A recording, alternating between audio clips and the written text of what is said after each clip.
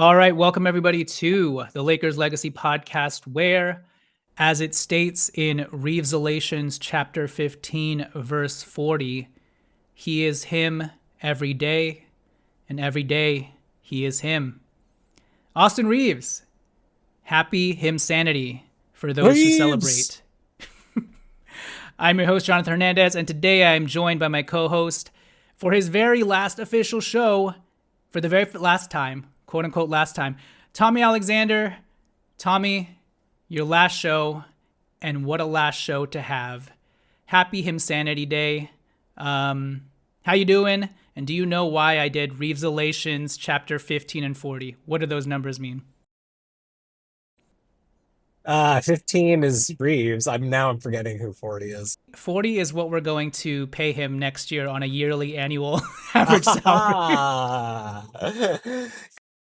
Good. That's a good point. Yeah, no, it's exciting to be on here for the last time. Or well, I don't know about last time, but last pod where I'm, I guess, kind of a co-host. But yeah, Austin Reaves sanity time and Laker sale officially closed. So we did this Yes. pod together up until the day that Jeannie Buss no longer and the Buss family no longer owned a majority of the team. That's kind of cool. That's crazy. Like literally, okay, so when we announced that you were going to have your last show, it wasn't officially like a decade yet because we started this I feel like late October 2015. But now that this is like quote unquote officially your last show, a decade for sure. We've been doing this podcast for a decade, and somehow on this day it just so happened to line up. Yeah, the Mark Walter sale became officialized, which is crazy. Honestly, dawn of a new era in more ways than one. And none of this would have happened. I wouldn't have done this show with you, Tommy, if Austin Reaves hadn't hit that shot, because I hate doing podcasts when they lose, and I didn't want to make that your last show. But you can thank Yeah. Austin Reaves for hitting that floater on Rudy Gobert at the last second. And here we are. So, quick outline for today's show. Yeah, we're going to talk more about Austin Reaves. Because Tommy told you he was good. But yeah, we were He did. wrong. we were wrong about Austin Reaves. I'll say that up top, and we've said we were Yeah. wrong about Austin Reaves. But I honestly continue to be wrong, and I think at this point I should learn and just shut up. But with that said, we'll talk more about Austin Reaves. Talk about the inspiring, insane game that happened last night. Almost went to the wayside there at the very end, but him is him, and that's he carried it through. But yeah, so before we get to Austin, though, the Lakers are now 3-2, 2-1 without Luka and LeBron. Before we get into Austin and before we get into other specific players, what was just your general vibe of last night's game? Very top line and quick, because from my perspective, I was a little bit worried because it's the Minnesota Timberwolves again, obviously. Now, they didn't have Ant Edwards, but I felt like Austin had a pretty good game against Minnesota last Friday. I was at that game, but he also had the benefit of having Luka Doncic next to him to relieve him of some pressure. And if you remember, to start that game, he was a little bit shaky. So I was a little bit worried coming into this game, not only because, it's against the Timberwolves, but we're on the road, very shorthanded. We didn't even have Marcus Smart, who was a huge component in last Friday's game. And so I was like, I don't know. I'm not feeling too hot about this. But having said that, it very much felt like the inspiring Sacramento game in Sacramento that we won on Sunday. Or Monday, I forget what day it was at this point. But anyways, yeah, I was very surprised by the outcome, and I continue to be surprised by Austin Reaves, who we'll get to. But my top line thought for this game was everyone once again did their respective job to perfection. From Austin to Rui, Yeah. right down to freaking Nick Smith Jr., who kind of helped like that lineup stay afloat without Austin Reaves in the third quarter. And I just thought it was another all-around collective effort by the Lakers, a la the Sacramento Kings game. And again, we did this on the road. I believe last season we were like 19-21 on the road, and now we're 2-0 to start 2 this and 0. young season. So gritty game, and we're fine. I say finally, but it's only the fifth game of the season. But it's so nice to see the depth that we were sort of heralding and praising in the offseason actually come into tangible play this early on in the season. So your top line thoughts on this game. Yeah, I it's funny you say you were like kind of nervous about it. I wasn't nervous because I thought we were just going to lose by 30. So it was sort of like a I think I we when we had texted about it earlier in the week, timing is just so crazy. This might have been last week. I don't know. I'm losing track, but we were texting earlier at some point and I kind of had written it off as a scheduled loss. I mean, like I thought our best chance other after we won that first game without Luca against the Kings. I thought that looking at the next few games, I was like, okay, if we could win one more and we go 2-2 or 2-3 without Luca and LeBron, that's actually probably not bad at all. Maybe we can sneak one against Portland, although they've been playing well. And so we lost the Portland game. I'm like, all right. I mean, it's early season. These guys have been energized, but it can only last so long. I continue to be impressed and surprised by Austin, but also by the whole team. And I'm going to include every level. I mean, guys at every level, guys at every experience level, at every skill level, the coaching staff. I mean, the whole org has sort of surprised me so far. To a point you were sort of making earlier. I mean, I don't know that I think for a while in my head, I was envisioning doing this last pod like after we had a better sense of what this team actually kind of was. Then it sort of became clear that wasn't going to happen for a while. But I think we actually do have like a pretty good sense, at least, of what our supporting cast is now. And and yeah, I think excitement is my top line statement. Yeah, no doubt. What did you think about that last shot? Were you, I mean, how were you feeling towards the end of it? Because obviously we were up by 20 and then it all just started falling apart and it kind of felt like it was always going to this way, always going this way. I don't know if you had that nihilistic feeling where it's like, oh, we probably lost. I mean, we were down by one. Yeah. But yeah, what were your thoughts leading into that shot? Well, leading it like that whole sequence, right, of like several minutes, it's like we kind of went away from our like what has been our focus that I think has kept us so offensively efficient this season, which is, sort of the emphasis on getting into offense early. At some point in that fourth quarter, there was like a 6 minute or so stretch where Minnesota really ramped up the aggressiveness on defense. They really ramped up the aggressiveness on the full court pressure. We were They trying to started play a playing little, zone. we were playing zone. We were trying to play a little clock management ball. And, once it was 20 and then before the third quarter ended, it was like down to 11 or something. Um, I started to get like nervous that like, okay, before this, a wave is coming from Minnesota, and even though they're without their best scorer, they have a lot of really good NBA players, including Julius Randle's like a very capable, like 25 plus point per game type of guy. So, I had a feeling, and we've seen this story so many times, especially last year, and even the year before, where our conditioning got to us, and in the fourth, we just weren't able to execute on either end. We were too tired to play defense. We were too tired and burned out to execute any offensive schemes that made sense. And I kind of just thought it was over. Multiple stages. I mean, then they fouled us. They took a foul and ran 4 seconds off the clock, and I'm like, okay, cool. So we have less time. Like, we called another timeout, and I'm like, with all this traps and like Gobert stepping out, everybody's gassed. I thought that the game at best was going to end in an Austin contested three that missed. I thought at worst it was going to end in like us not even getting a shot off, because everybody was so gassed at that point. But yeah, I mean, it's crazy because it's like you sort of see the development at every level, including again, I give credit to the coaching staff. They saw how, yeah, Minnesota took the foul because they had a foul to give, but they saw how Minnesota was going to defend what we were trying to do, which was have Gobert step out. And I don't know what Austin was planning to do the first time, but he read that thing in a millisecond the second time and split the double team and knew exactly where he wanted to go and got right there and made the shot. It was like once he split the double team, I was like, unless he gets blocked from behind, I mean, this is like his shot. And I wasn't sure if he was going to have the legs, but I was shocked. Austin Reaves game winner. He's hit crazy thing is he's hit game winners in his career already. So this is like not new for him really, but it's kind of also exemplifies the next level of conditioning that Austin has sort of taken his overall game to, because this was not the story. I mean, like if he had had the stretch that he's had to start this season, he would have completely crapped out in the fourth of that game, and we probably would have all said, they tried their best. You know what I mean?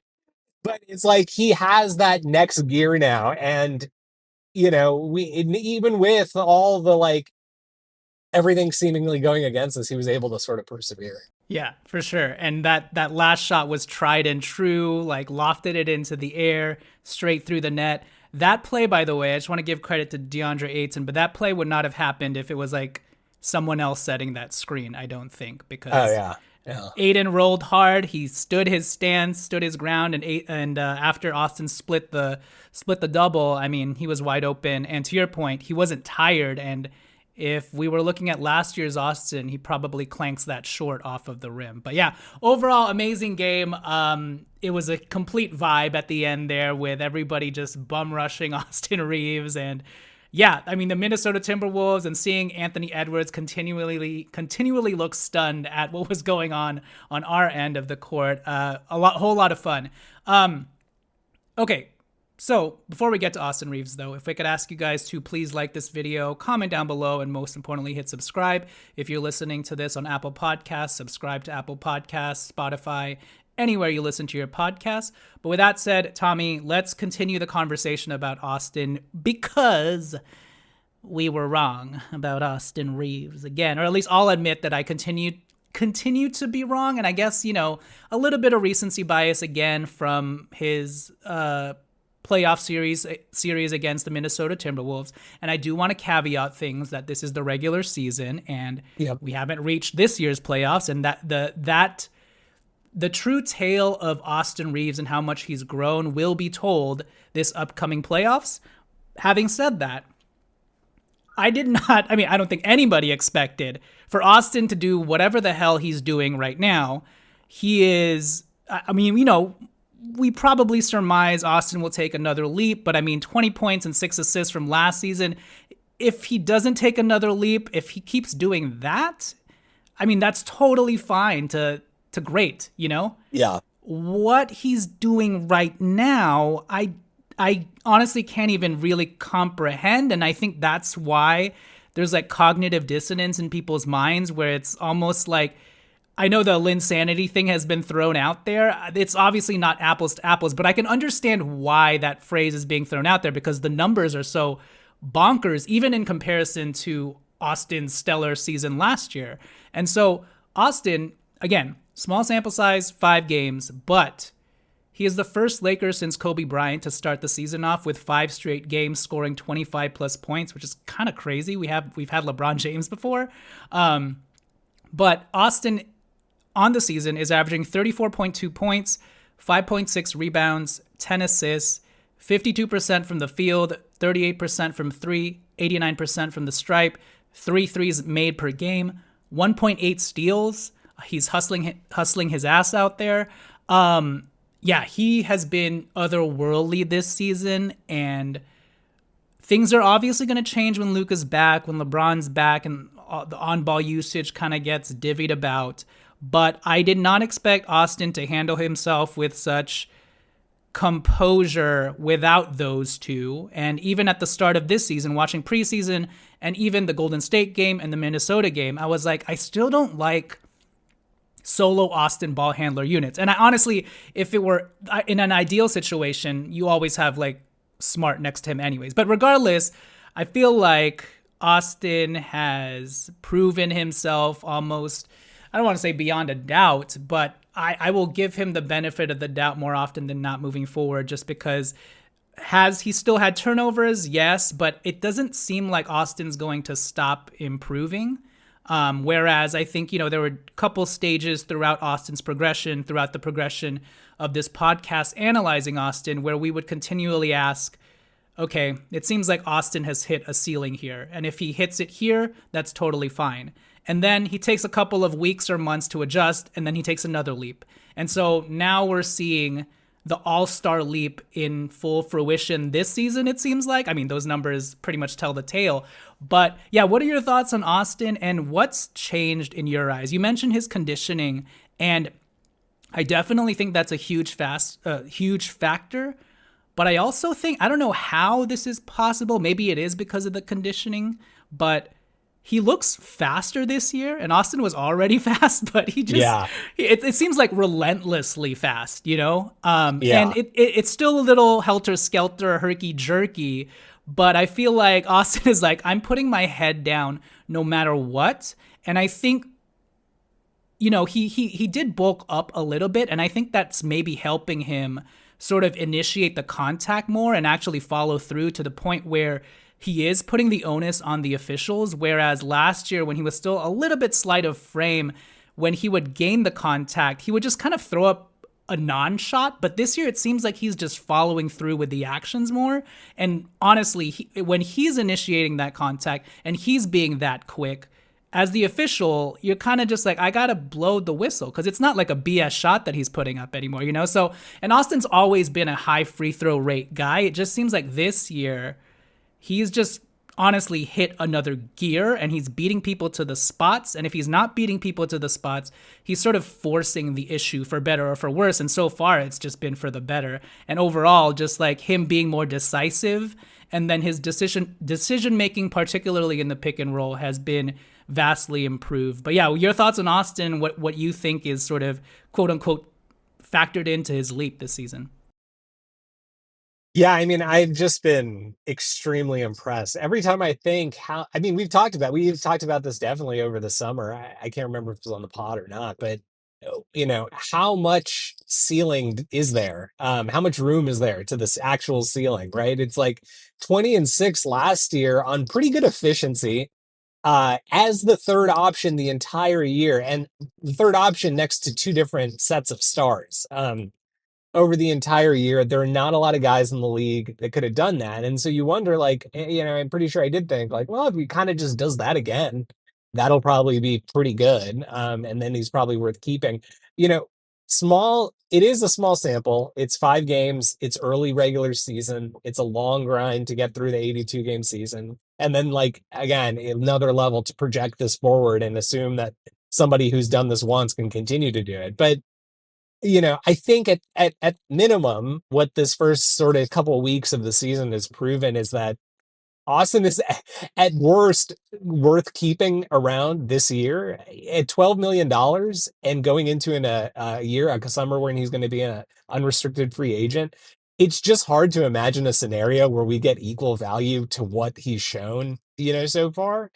Whether he's a $40 million plus player, I think is an open question. We'll know more. Is he able to keep up? Forget the actual numbers and the output. Is he able to keep up the efficiency when he doesn't have the same degree of usage? That is something that declines for a lot of people over time. They're not able to, as the usage goes down and the looks become less frequent. The efficiency also dips. If he's able to keep up the efficiency with the two main stars, if he's able to do this in the playoffs, I don't know what this guy is worth, because this is insane what we're seeing right now. It, I think the thing that's the most jarring about it, and why I point back to the conditioning, is it feels sustainable this year. Like, he would get on his heaters last year, but he had a kind of an up and down year. Now, maybe we shouldn't have been that surprised about how this all has sort of played out. If you look at his numbers last season, post D'Lo trade, and really starting in February, March, and April, his monthly stats for those 3 months, I'm pretty sure he was like 20 to 23 points per Yep. game. And again, LeBron and Luca played a lot of that stretch, so he was doing that as like third option. Now, maybe he had the 45 point game against like Indiana, and he had some other games where both of those guys were out, or one of those guys were out, and he sort of had inflated numbers because of the high usage. But he sort of started on this trajectory. I do think that last year in the playoffs he sort of got an unfair shake. I think that the injury was downplayed. It was not mentioned at all during the series. We didn't hear about it till the end. It turned out the injury that he had was essentially what kept Darius Garland out for half of the Cavs postseason run last year. And by the way, when Garland came back, he scored like 14 points a game on 30% shooting or something like that, right? Like he was extremely ineffective, could barely play, and when he didn't play very efficiently. So that was a substantial injury. And Austin in that series did not look like the Austin that we knew in the last few months of the season. Now, we probably maybe unrightfully assumed that that was because of Minnesota's physicality. And partially it probably was a little bit because of Minnesota's physicality, but it didn't really look like the same guy. And this year, it sort of looks like he took what he started in those last 3 months of the season and just elevated it. I mean, again, guy doesn't really focus on himself that much, but there were talks about how over the summer and during media day, right? It's like, well, apparently Austin gained 15 pounds of muscle.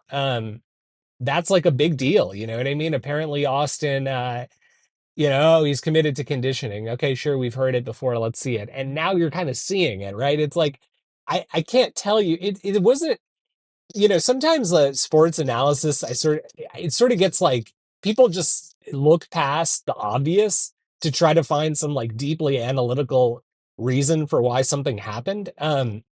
The Lakers were a poor fourth quarter team because of conditioning. I mean, you can look at execution and stuff like that, and maybe there are some tweaks that can be made. I But mean, when those are you, linked together, though, execution and conditioning, if you're of in course, the of right state, course, yeah. of course, of course. But and it's like you watch a lot of those games from last year and especially the year before, but even last year. And you just saw that like the reason it never felt like we had, first half leads were safe was because, it's not like guys stopped caring about running the offense. It's guys got too tired. It's not that guys stopped caring. Oh, they got too overconfident. They didn't want to play defense. They just got tired. You know what I mean? And that's been a recurring trend. And now it's like, you look at these games, like we're talking about Minnesota, but even that Kings game, like when Austin checked back in to that Kings game, we were down in the fourth quarter. And that was like a death sentence. And like Sacramento had made like a run and like everything was going well for them. Westbrook was hitting threes like crazy. Like that felt like a game that was going to spiral into a 20-point like Lakers loss, I'll call it, because those have sort of become like consistent types of losses for us.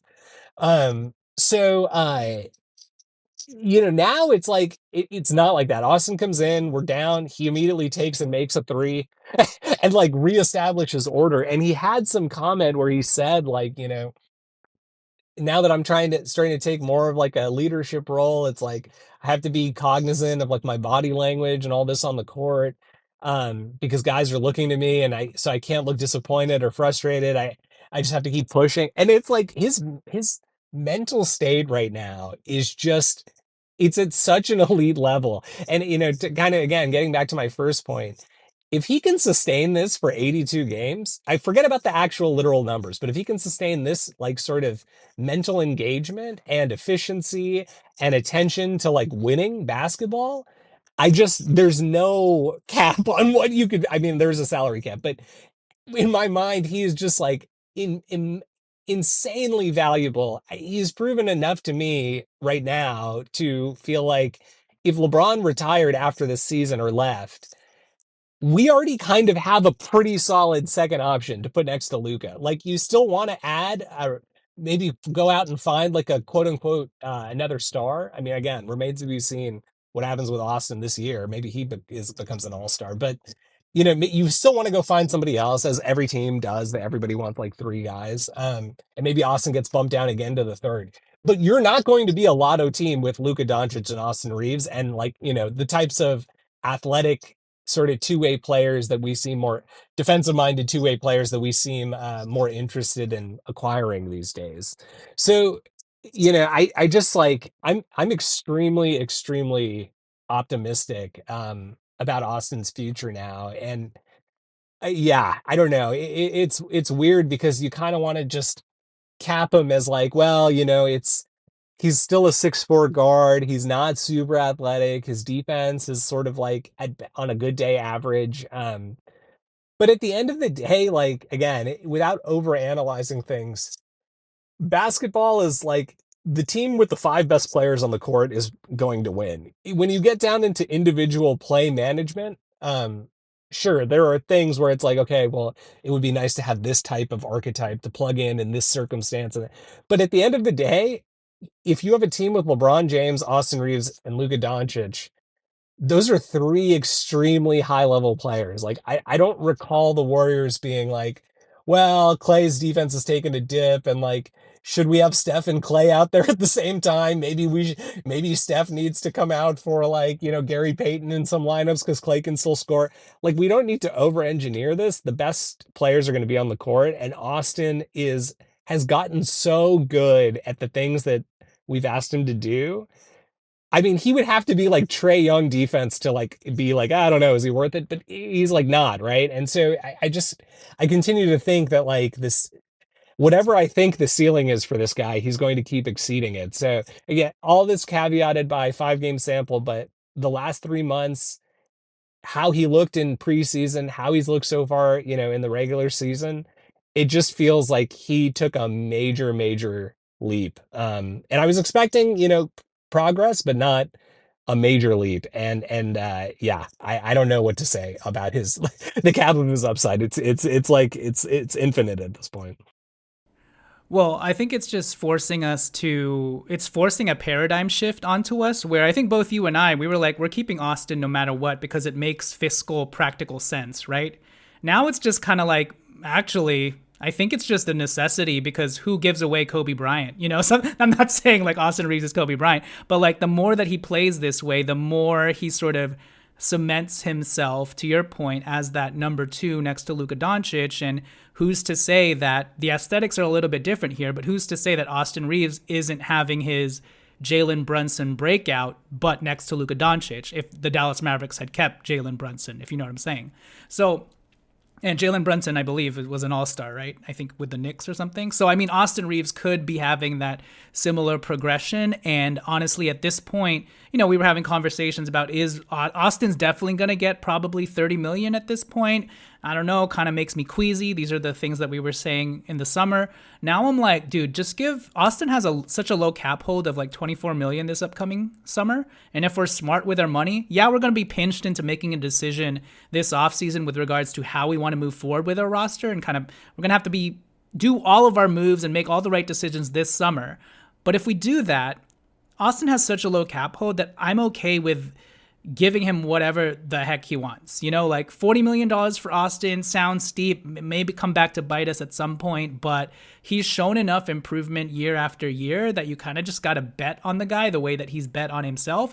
And if a guy like Desmond Bane is getting $44 million a year and then it continues to rise annually, why isn't Austin Reaves worth that? So Right. that's kind of where we're at with Austin, which is crazy, and we'll see how that goes. But I think at this point, I'll just shut my mouth and continue to say I was wrong about Austin Reaves until he stops leaping, I guess. All right, with that said, why don't we take it to break? When we return, let's just close things out and talk about some of the other Lakers like Jake Laravia and get Tommy's final thoughts on how he feels about this team as a whole. But first, let's talk about today's sponsor, Underdog Fantasy, because fast breaks, buzzer beaters, and block parties are back, and Underdog is the best place to get in on all the action. Playing on Underdog is easy. Just pick whether your favorite players will go higher or lower on stats like points, rebounds, steals, and more. This week on Underdog, I'm looking at whatever Austin Reaves' points and assists prop are, to be honest. Lines haven't come out yet for Friday's games, but should Austin's line land at about 25.5 points and 5.5 assists, or even tease that up 1 point higher, 26.5 points, 6.5 assists, I'd take the higher on both those numbers, assuming Luka Doncic doesn't play. Now, Luka Doncic is questionable, so he might play. There's a chance that he plays. And if he plays, then maybe rethink things, obviously, but should Luka sit out one additional game, I think Austin is on such a tear currently that I would keep riding that hot Reeves sanity hand. So, what are you waiting for? Make sure to jump on the AR bandwagon and give his props a try. Use the free promo dollars Underdog gives you and let me know how you do. Download the app today and use promo code LEGACY to score $100 in bonus funds or bonus entries when you play your first $5. That's promo code LEGACY. Underdog, make picks, win money. Must be 18 plus, 19 plus in Alabama and Nebraska, 19 plus in Colorado for some games, 21 plus in Arizona, Massachusetts, and Virginia, and present in a state where Underdog Fantasy operates. Terms apply. See assets.underdogfantasy.com/web/play and get terms _DFS_.html for details. Offer not valid in Maryland, Michigan, New Jersey, New York, Ohio, and Pennsylvania. Concerned with your play? Call 1-800-GAMBLER or visit www.ncpgambling.org. In New York, call the 24/7 Hope line at 1-877-8-HOPE-NY or text HOPE-NY 467-369. All right, so we are back. Tommy, Austin had a co-partner last night, a white co-partner, just like I do in you. I don't know where this is going. I didn't really have a setup here, but I'm talking about Jake of all trades, Jake Laravia. I mean, prior to this game, I had released a video because I knew fans were starting to get antsy and overreactionary as they usually do, kind of just highlighting Jake's connective play. I knew people didn't want to hear it, but for those who have actually been watching the games, like, yes, his scoring hasn't been there. Yes, like we haven't seen Laravia's sanity where he's like shaking and baking and stepping back for three. But I just wanted to highlight, look, this guy in the last two games, when he started, he's averaging 6 rebounds, 5 assists. He's playing tough defense. Yes, he's going to get blown by in isolation, but in terms of what you'd want from someone upholding your scheme, he's doing everything from an energy and hustle perspective. So I put out a video kind of highlighting all of those little connective pieces that nobody really cares about if you're just watching the game and looking at the box score, right? Well, lo and behold, last night, Jake Laravia decided to shut everybody up, put up the stats on the stat sheet, and I don't think he's had a game like this in his career. I mean, not a lot of people do. I don't even think Austin has a 10 for 11 field goal game. So, I mean, this is actually, Austin's going to steal all of the thunder for a good reason, but like Jake Laravia, 27 points on 10 of 11 from the field, 5 of 6 from 3. 8 rebounds, 2 assists, 1 steal, 1 block. He still did all of the little things, but this time he put a little something on it. But yeah, your thoughts on Jake Laravia thus far and how he sort of put the cherry on top of the sundae when the Lakers needed it the most yesterday. Yeah, I've sort of been ignoring the noise on Laravia. I've seen some Lakers. I mean, I hate to say some Lakers fans because everybody thinks I'm talking about them, right? But it's like everyone knows there's just like deep dark corners of every fan base that nobody really engages with. But I'm mostly talking about those people. But there are always like crazy overreactionary takes about how, oh my God, what a terrible signing, Rob strikes again, right? But if you knew anything about Jake Laravia before we signed him, or even looked into him at all after we signed him, you would know that like most of his value is as a sort of connective piece on both ends. He's not going to stand like Vando at the point of attack and try to chase Steph Curry. I mean, he could try, but he's not going to do a very good job. He's not going to necessarily, although it seems like there's a concerted effort to develop this part of his game, but he's not necessarily going to take the ball one-on-one ISO on the perimeter and take his guy and go to the rim. Maybe he'll take a jump shot or something, but not go to the rim, but at the same time, it's like, people are very quick to sort of overlook what he does to you. I think on the defensive end, I've been super impressed. Again, I saw the analytics. I knew he was good. But when you watch the highlights, it's like, I don't know, what is he doing here? Is this luck? You know what I mean? And you see him in the game and you're like, okay, yeah, I get it now. He has extremely high IQ. He has extremely high motor, despite the lack of athleticism. And people tend to think those two things go together, but they don't. He's a solid 6'8", like 240. I don't know if he's 240, but he looks thick. I mean, he's like extremely strong. He's much bigger on the court than I thought he would be. Especially when it's like, we go into camp and JJ is like, well, he might play some guard. And I'm like, okay, I guess, I don't know. Maybe I thought he was bigger. He is huge. I mean, he's a huge, huge guy. And then it's like, you get in these situations where defensive rebound comes up, right? And like, Laravia might not be the one who gets the rebound, but he will be the one where it's like a Vando at the five lineup and the tallest man gets the board. No, Laravia's in there mucking it up, hitting the ball around, like knocking it around so somebody else can get it. Like those types of plays go unnoticed and not like he doesn't get a controlled tap or a rebound necessarily in all those cases. He doesn't get a steal necessarily in every case when he sort of mucks up a play that the offense is trying to run. But the impact is just like undeniable. Now, I knew that the shooting would come around.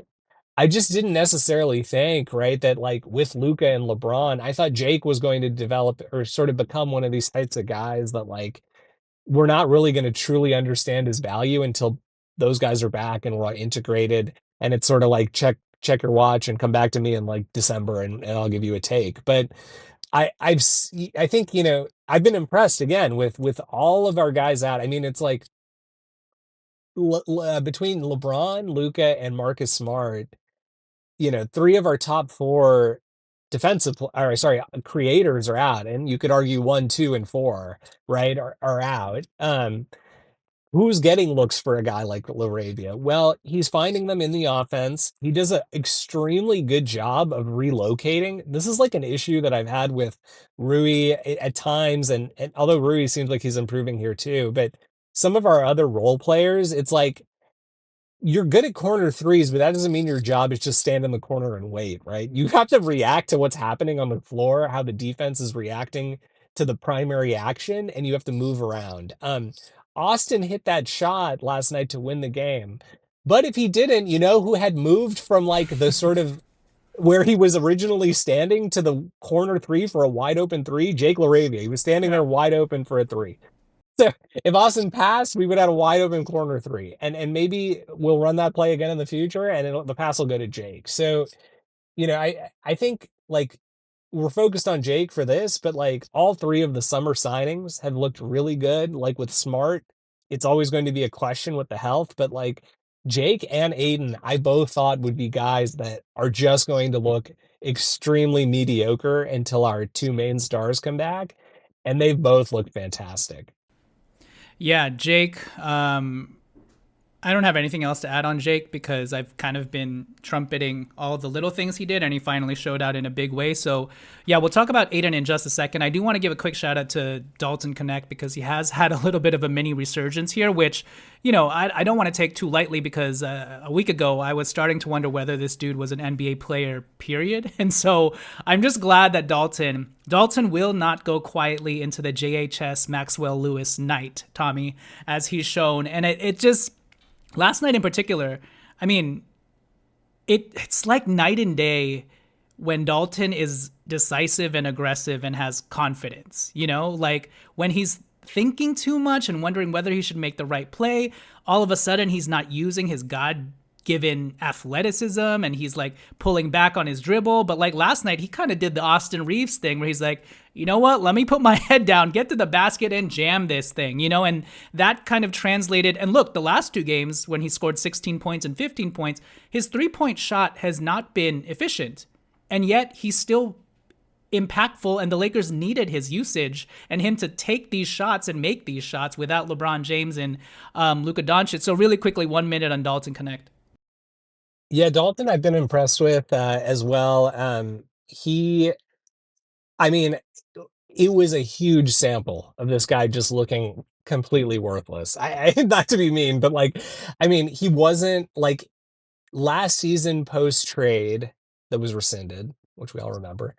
Um, he had a lot of weird games. He looked disengaged on the bench at times. He looked like mentally that trade kind of effed him up a little bit. You kind of then go to the summer where it's like, okay, this is his first like real NBA summer. He played a season. Now he's got some time to develop. Um, he there was all the talk about the 3 days and like he's like trying to push himself to another level, and so you get all excited. Then you get into the summer league, and the narrative's like, well, like maybe Dalton will only play a couple games. He played a lot last year, and you're expecting a Max Christie, Brandon Ingram year two esque like summer league, And that's not what we got. He did not even look like better than the G League players that like didn't make the team. I mean, he looked pretty bad. Preseason, maybe with one exception, I thought he looked overall pretty bad. And then, regular season to start, not great. Again, props to JJ. He got him in significant minutes during a situation where, against Portland where the game was sort of out of hand, but let him get some reps, let him get some confidence, and that really carried over.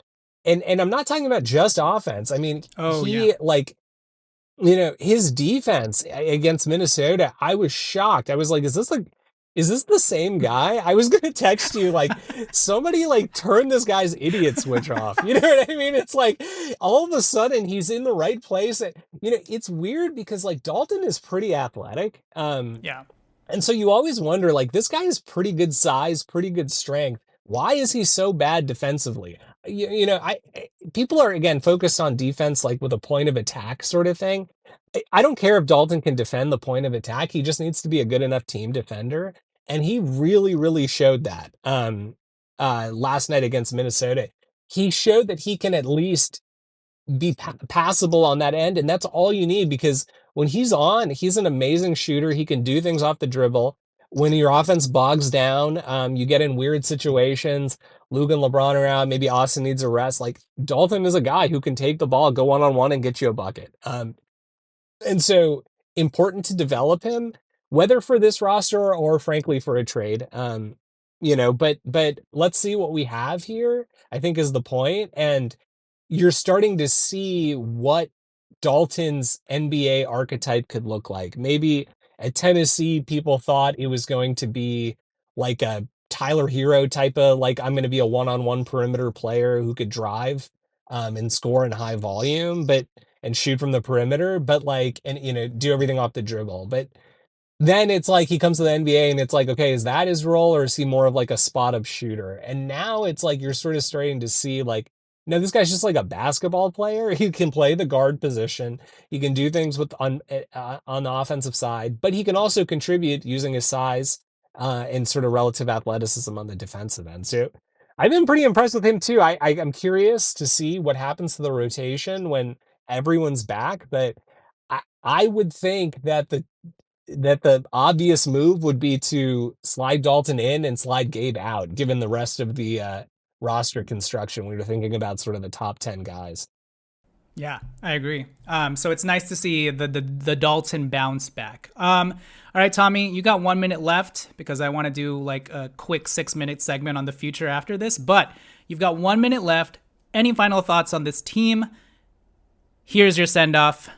Take it away. If you want to talk about Ayton, you can for your last minute, but go ahead. And in general, what are your thoughts on this team? Because I am excited about its depth and talent considering the context of things kind of just being put together on the fly here and it feeling like an in-between team. But as we're seeing, I don't know, man, maybe we could do something special here. So I agree. And again, I thought it was good when the LeBron news came out during preseason, when the Luka news came out after game 2. I was like, okay, here we go again. It's going to be a slowish start, and then we're going to have to figure out how to ramp it up moving into the second half of the year. But I'm pretty optimistic. I would not, if you told me this preseason, given the teams we played in the first 5 games and given the injuries that we went into these games with, I would have said if we got 2 wins, that would have been great. 1 win is probably what I would expect. We're 3-2. Our role players have proven to us and to themselves, frankly, that they are able to compete at a high level against really, really good teams. Like most of the teams we played so far are playoff contenders. Um, Even Portland, given how they've looked so far. And so, yeah, I'm really, really excited. I think we've hit on all of our free agent signings. I think the guys internally we needed to take a step have taken a step.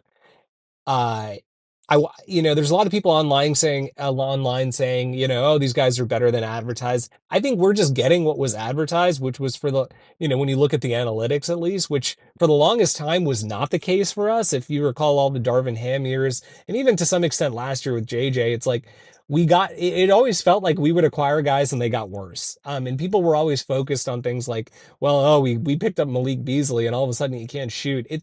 It's not a curse. It's like your organization doesn't know how to use the players. And now it sort of feels like we were rounding a corner to where, and maybe part of this is JJ was more involved, but in how we built the roster this year, but these guys get it. And I don't know at what level or how the, or who it was that changed the culture here, but somebody has set a cultural identity. Maybe it was Luca. Um, at the player level, and everybody seems to be responding. And honestly, that's the most important thing. If you just showed somebody a list, okay, OKC has SGA, who's the MVP. Chet is a pretty good player. Jalen Williams is a pretty good player. If you just showed somebody a list of those other guys, right? Like a year ago, most people would say, I don't know, is this a contending team? They don't have Kevin Durant and, they don't have Steph Curry. And I guess the point I'm trying to make here is, sometimes like when you have a good organization, the sum of the individual pieces is like greater than, what those individual pieces are. And we've talked about this so many times over the years, and it feels like we've finally built something here that achieves that. And all of these guys are living up to it. Now, again, it's early, it's 5 games in. We did this sort of in February of last season, and then everybody burnt out and got injured. So we'll see how sustainable it is. But for now, man, if I'm like LeBron, I'm just like licking my chops, getting ready to come back to Yeah. this, because it's like he's going to come into a situation where he does not need to carry the burden at all. And like not even as a second option, really, if he doesn't want to be most nights. He can play defense. He can get guys involved, as a playmaker. He can rebound. Those are all things he's pretty good at already. And then he can just sort of like let the game sort of dictate what he does otherwise. And I think he's really going to enjoy that role. And we're going to have a huge sample size of him, Luca, and Austin. Hopefully, fingers crossed, him, Luca, and Austin doing it together. Um, and yeah, I mean, honestly, you're looking around the West. I think there are a few things that we could change, and it's going to be hard to know exactly what those are. But I think, like, again, you're sort of assuming we're going to go into a critical moment in a playoff game. Austin, Luca, and LeBron are going to be on the court. They're our 3 best players. It's hard to imagine a scenario where we get a better center than what Ayton has provided so far. So maybe he's your guy. But I think if you're looking at things we might improve, it's like one more point of attack defender. So we're not just banking all of that on Marcus Smart, because I don't think Gabe Vincent's a legitimate, is going to be a legit like playoff rotational piece for us. At best, he's like sort of a situational guy, I think. But, one more point of attack defender, maybe one more big to give us a different look than your Ayton and Hayes.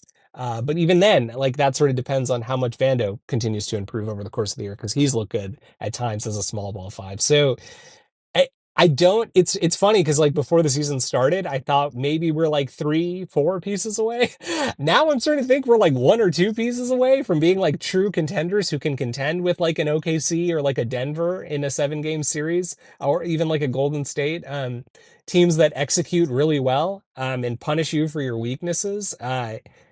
We are not that far from really closing some of those weaknesses and getting to a team that can, or sorry, getting to an overall roster that can really throw lineups out that can contend with any 5-man unit that any other team in the West is going to put out. So yeah, very, very, very exciting. Remains to be seen how sustainable, but all positive stuff so far. And there you go. The last word from Tommy Alexander. Yay! Well, Tommy, thank you for your decade of service to this podcast. It has been a pleasure and joy to talk Lakers basketball with you over the last 10 years. I feel like we needed to do it to get ourselves in the right mental headspace and not make ourselves go insane as we watch this crazy team. But yeah, the Lakers Legacy podcast would not be here without you, and you leave it in a good place, I guess, with just me again. So, yeah, with that said, everybody send Tommy your well wishes. I mean, he's not dying, but like if you've been listening to this podcast for the last even 5 years, honestly, if you've been here from the start, definitely in the comments or in Apple iTunes, send Tommy a review. shout out, whatever. We'll get it to him. But yeah, it's been good, dude. Again, this is probably not the last time we'll do this, but in terms of like a rotating Consistent. actual Yeah. schedule, like yeah, this is probably it. But who knows, man? I don't know. It might be so lit. Tommy's like, "Can I come on?" I doubt it, but we'll see. Um, but yeah, no. Yeah, thank you for your 10 years of service, Tommy. Is it lit? It's lit. It's lit. Okay, with that said, this has been the Lakers Legacy Podcast for the last time with Jonathan Hernandez and Tommy Alexander. We will catch you guys next time. Tommy, Peace. later.